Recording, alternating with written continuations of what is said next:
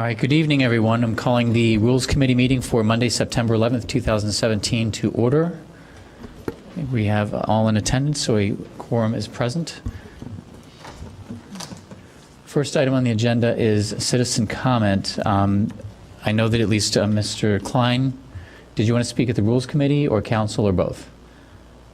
Would it save time to do it at the council? If you're going to say the exact same thing, perhaps it would. But I have no idea what you're going to talk about, so.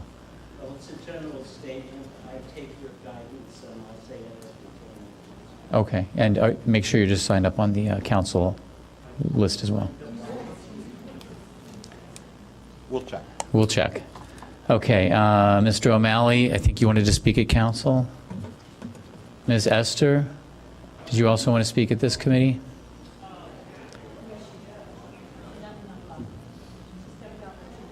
Okay, if somebody could get Betty Esther's attention and have her come out. We also have Junad Rizki, who I know wanted to speak at this committee. Mr. Rizki?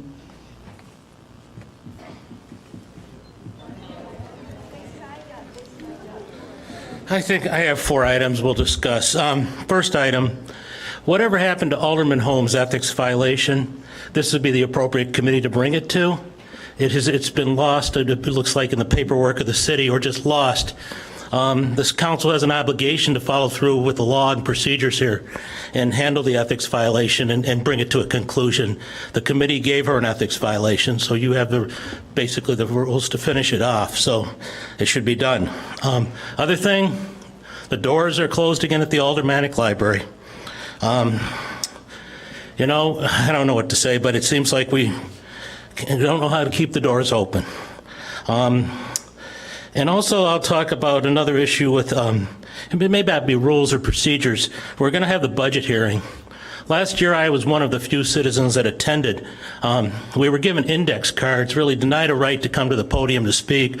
What we ask is basically filtered by city staff and basically not really what we might have been saying.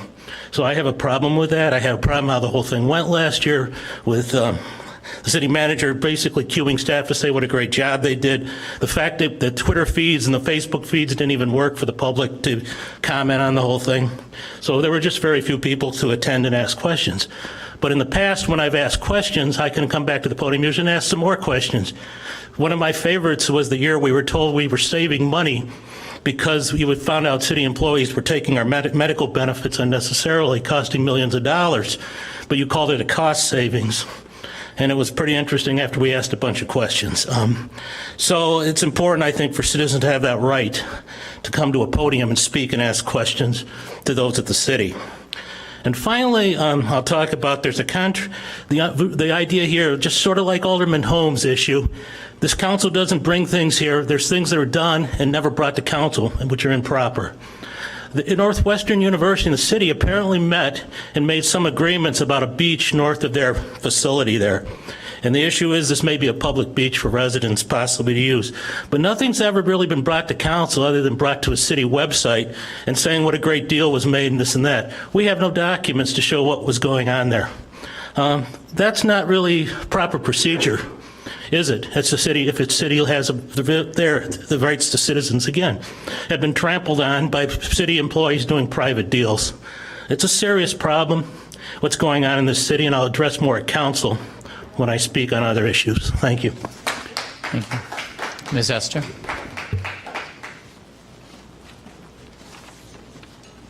Sorry.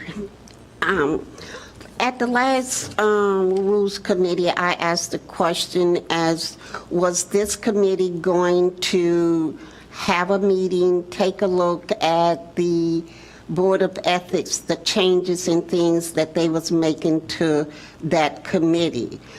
As you know, in Title 1, Chapter 10, and I think it's 11, it lays out in there how everything is supposed to be run and done. They are talking about changing it. Haven't seen really what they change. All I know, they told us, well, this person will be sergeant at arms and this person will be that. But we don't know. The community doesn't know what the other changes was. with that change and with that board being of such an important board, it should be discussed in an open forum meeting. So I'm asking you, if it has to go through an alderman making that request to you, I will be sitting down with my alderman tomorrow and writing it out so she can make the request to you for me. Thank you. Thank you.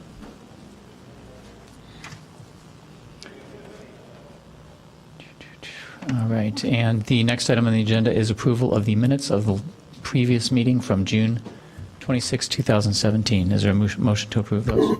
Move approval. Second. All those in favor? Aye. Any opposed? The minutes are approved. The next item on the agenda is the discussion and approval of the Equity and Empowerment Commission. And I think we have a staff report, is that correct? Yes. thank you. Mr. Chair, members of the committee, good evening. On page 6 of the packet is a memorandum from Dr. Effiam regarding a discussion that has been taking place at the Human Services Committee, a recommendation that they have moved forward, which is the creation of a separate Equity and Empowerment Commission. The memorandum discusses those discussions, and then there is an ordinance 85017 for your consideration. We would ask that the Rules Committee consider this evening and move it forward to council. Very good. Any discussion? Okay, is there a motion to move this to council? Second. All those in favor? Aye. Any opposed? The matter will be moved to council for action. Introduction and action. Next on the agenda, we have a request from Alderman Suffredin to discuss the possibility of having substitutions with city council members that are serving on committees. Mr. Suffredin, could you just kind of share with us what your thought is?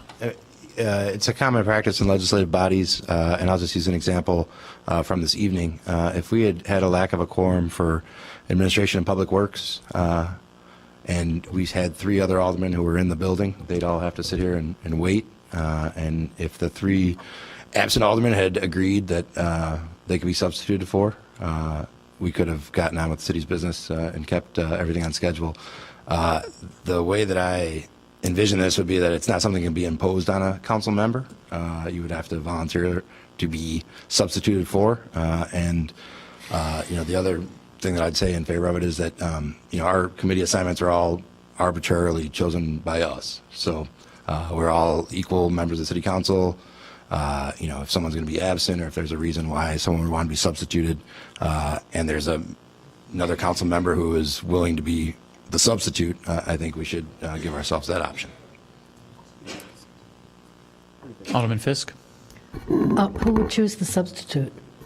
Would you designate, if you couldn't be at a meeting, would you designate someone to be your substitute, or? That would make sense. I mean, that would make the most sense. I mean, the way that I've got this in my head is that it can't be imposed upon anybody. So yes, if there's someone who's late for a committee, or if there's a reason why, Judy, do you mind being on Administration and Public Works today? And if you agree, that should be fine. And then that keeps our meetings on track. And so yeah, I think it could be chosen by the member who would be substituted for. Would it be only in the case if there was a lack of a quorum? If you'd like to do it that way, that's fine. I mean, I just would like to have the option for the conduct of business. Mm-hmm. Okay. I'd be supportive of that. I think that sounds. Alderman Rainey? I'm not supportive of that, and the reason is this is a very formal body, and I think those who have watched this council over the many years that I've been here at least know that this council and all those who have been elected to this council take being present very seriously, and I don't recall maybe once or twice in all those years that a standing committee has not had a quorum. And so I don't think it's anything that is common practice or even an occasional situation where we don't have a quorum. So I don't like even, I mean, it almost makes me think that maybe it will be easier for people not to show up, we don't have a problem having a quorum. And I don't want to make it easy for us not to have a quorum. This is important business. We have the responsibility of representing our constituents. We need to be here. If we can't be here, we shouldn't be here. For what it's worth, I'm disinclined to do it. We also have a provision where you can appear telephonically. The other thing is, as far as the committees are concerned, and I understand your point, Alderman Suffredin, but the committees are more working groups, so it's not the full council, of course. Alderman Rainey, to your point, I don't recall, in my 8 years, I don't recall us not having a quorum for any of the standing committees at all. So that hasn't been so much of a problem. But a lot of the items that are on the agendas carry over, meeting to meeting, and as, the core of the, it's intended to be a working group. So to kind of throw somebody into it who's not, might not otherwise be prepared might not make a lot of sense. Alderman Braithwaite. Thank you, Alderman Wilson. And I'd agree. I always ask myself the question, whenever we vote on something, what problem are we trying to fix? And I think, based on what Alderman Rainey said, and it makes me think that we actually do, Alderman Suffredin, do a great job with attendance. And I think as Alderman, I was trying to think about situations when it would make sense. And even if I wanted to move or hold an agenda item, that's something that we could do either administratively or just by contacting the chair. So I appreciate the thought. But again, I think we do a pretty good job managing it under the current guidelines. Alderman Fisk. I don't remember about the presence via telephone other than if you're at out of town on city business. Yeah. Is that the only exception? I don't remember. No, I believe at least once we had a member who was recovering. Alderman Holmes. Alderman Holmes, yeah. Alderman Holmes had some surgery, and coming to the building was going to be difficult for her, so she participated telephonically Right. And texting. and texted. Yes. And I think we always come to meetings, when we can. I can't remember missing a meeting, and so I don't think that something like this would make anyone more likely not to come to a meeting. I think we all really take our jobs very, very seriously. But in the event that happens, and there were not a quorum, it might be an idea worth considering. So I appreciate you bringing it up, because we haven't thought about that before. Alderman Suffredin. Yeah, I'd just say in closing, I think that everyone does take their jobs very seriously, but I think with the way that, particularly on Mondays where our committees are stacked and we can't start one until the others completed their business, it'd be a nice option to have rather than waiting around for a 6 o'clock committee to start and having everything stack up. And that's the reason I brought it forward. All right, thank you. Would you like to make a motion to?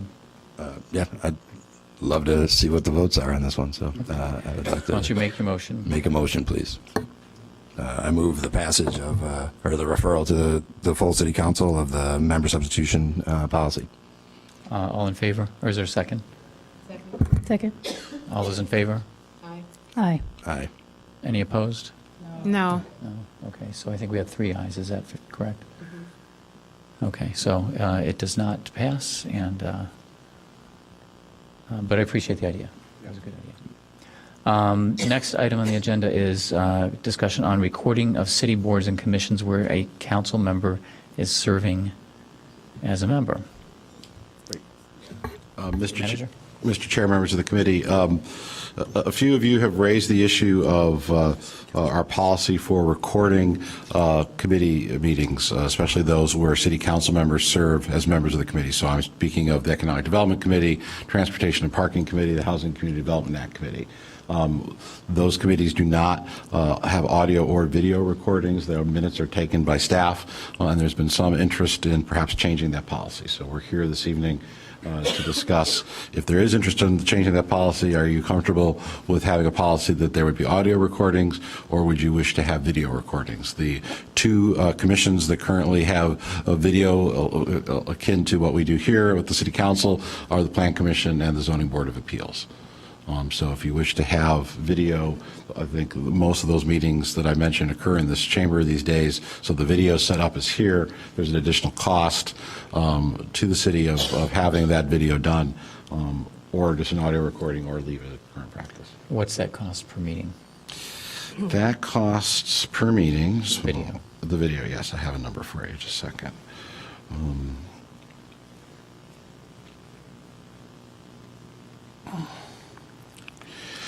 We currently pay a part-time employee $18 an hour with a 3-hour minimum. So most of those meetings, the Wednesday nights with economic development and transportation parking, we would combine. So I would think a lapse time of that's at least 4 hours between the two. The Housing Community Development Act Committee varies widely this time of year. The meetings are much longer. Alderman Rainey, how long are the meetings currently? When we're not dealing with proposals, they last maybe a half an hour. But when we are dealing with proposals, they are video, that we are on television. Okay, Yeah, so they're already covered. okay. Alderman Nguyen? Would those committee meetings have to move into the council chamber? That would be, if we're videotaping them, yes. If we're audio recording, there's multiple ways to record the audio. Because, and I've long been an advocate for the smaller meeting rooms, because it really is much easier to work as a group. So I would, if we are going to have any type of recording, I really would like to stay in those committee rooms where it's much easier to interact with the community members who come and talk with us. It's much more of a discussion. So I would say if we need to record, then we should just do not video recording, but voice recordings. Okay. No other comments? All right, I've got a couple. I guess my inclination, the Economic Development Committee, it does deal with money, almost always. We do meet in here, so I think the logistics of that seem pretty easy, so maybe doing the video of those committee meetings. The other ones, I think maybe just the audio recordings would be sufficient. Is there any dissension from that view? No, I just want to know what those, so it's parking, economic development, those the only two? And And housing CDBG. And CBDG? Yeah, that's fine. Okay. So audio for CDBG and transportation, and video for the Economic Development Committee meetings. Alderman Rainey? When we do proposals, we do it in here with video. And the main reason we do that is so that the applicants, their followers and their recipients can see and hear what we're doing, because we're allocating money. Right. And so I think that'll always be on television. I mean, we've been doing that for years. But for the other meetings, there's no need. I mean, there's no need for that to be on TV. Right, particularly if it's a 3-hour minimum. Being a member of that committee, the meetings are because, short. yeah, we're But less right, than you're an right. hour. The other ones are televised. We do record them, and that will continue as far as CDBG goes. But as far as the policy minimum requirements, I move that we audio record CDBG and parking and transportation, and that we videotape Economic Development Committee meetings. Second. All in favor of moving that to Aye. council? Aye. Any opposed? Okay, we will bring that to the council. And Mr. Chair, I think what we'll do then is we'll add a section to the council's rules to codify all of this, so to make sure that we cover plan and ZBA, because that's something we've just started doing over the last probably 3 years. So we'll just roll it all up into one section of the rules so we don't lose it. So we'll move that forward to council. Thank you. Very good. Alderman Rainey, did you have some, or I just have one. Alderman Ruth Simmons, I think you had an item for new business. Yes, thank you. I'd like to make a referral that we look at our policy behind how we choose committee members for our residents, for our committees. I don't think that they are reflecting the broader community, and I think that that is a problem in terms of the discussions that we're having that's being referred to council. So I would like us to make sure that we are including the entire community. Thank you. Alderman Rainey? Yes. Alderman Simmons reminds me of a referral that I have for the Rules Committee, as a matter of fact. We have a current small business member on the Economic Development Committee that is really important to the committee. And that small business person has a need to apply for one of the benefits that the Economic Development Committee provides to other small businesses. And that small business person has been told that he cannot apply for any benefits afforded by the Economic Development Program and must resign from the committee, and maybe even if he were to resign because of his current status as having been a member of the committee, there might even be an issue going forward if he resigns. So I think, given Alderman Simmons' reference, that puts a real pale on any future, and I would advise any future small business person who we desperately need represented on the Economic Development Committee from being a member of the committee, because the small business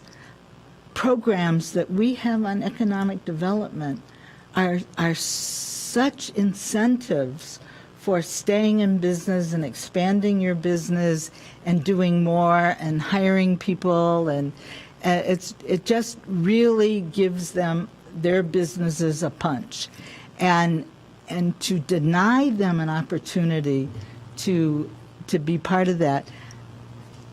They shouldn't be allowed to vote on it. They shouldn't be allowed to participate in any way in the discussion, not at all. But if they're qualified for the program, they should be allowed to apply like anybody else. And so I would like us to look into that and deal with that. And so that's Okay. my referral. Okay, so we have Alderman Ruth Simmons' referral and Alderman Rainey. I'm going to shorten yours up into a phrase. How about we add an agenda item that looks at the recusal policy for the citizen committees? It's when you see the condition, the ethics ordinance, it's so involved that doesn't quite cover it. But we know what you mean. Okay. anyway, Okay. we need to deal with it. Okay, so we'll add that to the agenda. Alderman Fisk.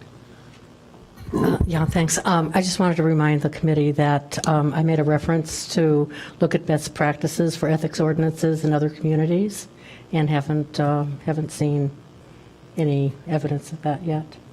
And So I there, hope too. That's a good one. I hope we're moving ahead with it. And if I may, Mr. Chair, members of the committee, I think the Ethics Board themselves has reviewed that referral. And so I know it's been on one of their recent agendas. So I'll have to follow up with them to see if they wish to spend additional time. But I think staff brought it to them to review first before it came here. So Okay, well, I would just like to know what the communities are, and so that I can take a look at them as well. Certainly, but I think that's, and Attorney Farrar is not in the room, but I'll follow up and Okay. at least get you the most current information from the Ethics Board, and then we can put this on a future Rules Okay, Committee. all right. Okay, and perhaps we could include in the format some sort of presentation from the Ethics Board on what they've done so we understand their process and what they've come up with. Doesn't have to be a slideshow, but just even a memorandum. All right, any new business, any additional new business? Mr. Chair, just a question for the committee. We have several items here. There's one other item pending regarding a policy to deal with Alderman Suffredin's continuing conflict with Amazon. Are you comfortable with this sequence, having a third committee meeting on a Monday night? Should we look for another date to have a Rules Committee in the next several weeks? If we're going to deal with all this might take a little time. Let's review the upcoming council agendas and see where we can fit in. I think Alderman Suffren, I'm sure, would appreciate just some sort of expedited way to get his issue resolved. I know that we don't have an answer back from. The way we do it is fine. It just takes a lot of everybody else's time. So I don't think it's an emergency, but it'd be nice to have it It's like resolved. 9 seconds. Well, then we can keep it going Okay. the way we do. That's fine So with I'll me. confer with you to pick a best time, perhaps the third Monday in October. Sometime in That would be, October. that would be, 4 weeks plus from now. Okay. The council's scheduled to meet on the third Monday in October to hear reports on some existing city plans, and so that will be a lighter agenda on that third Monday in October. The 16th? That is the 16th, yes. So perhaps we could do it that day, but I'll confer with the chair, and I'm just concerned that the evenings get long and we haven't started the council meeting yet, so, thank you. Okay. Is there a motion to adjourn? So moved. Second? Second. All in favor? Aye. And we will reconvene the city council meeting in a few moments.